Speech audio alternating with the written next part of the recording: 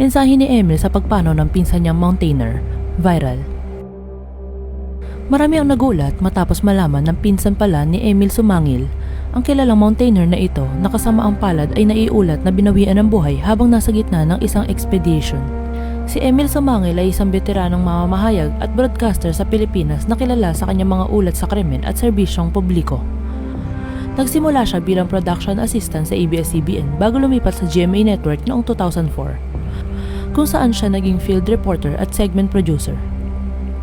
Noong 2018, naging anchor siya ng News TV Quick Response Team at co-host ng Dapat Alam Mo noong 2021. Noong 2023, naging host siya ng sariling public service program na Resibo.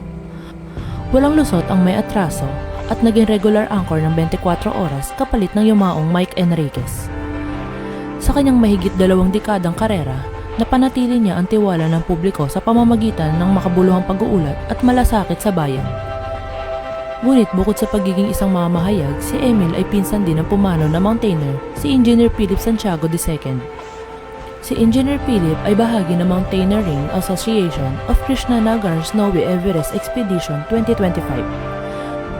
Ngunit hindi nagawa pang maakyat ni Engineer Philip ang pinakamataas na bundok sa buong mundo matapos siyang bawian ng buhay sa edad na 45 nitong May 14. Ayon sa ulat, pumanaw si Engineer Philip habang naghahanda sa pag-akyat niya sa summit ng Mount Everest. Mismo si Emil ang nagkumpirma sa kanyang Facebook post na wala na si Engineer Philip. Kasunod nito, humihingi umano ang kanilang pamilya ng panalangin para sa kapayapaan at katahimikan ng kaluluwa ni Engineer Philip. Ani Emil, our family is asking for prayers for the eternal repose of the soul of our beloved Engineer Philip P.J. Santiago II. We also continue to pray for the safety and well-being of Carl Miguel Santiago during this difficult time. Maliban dito, nakiusap si Emil ng privacy para sa kanilang pamilya na nagluluksa sa pagkawala ni Engineer Philip. Bumuhos naman ang mensahe ng pakikiramay para sa pamilya ni Engineer Philip.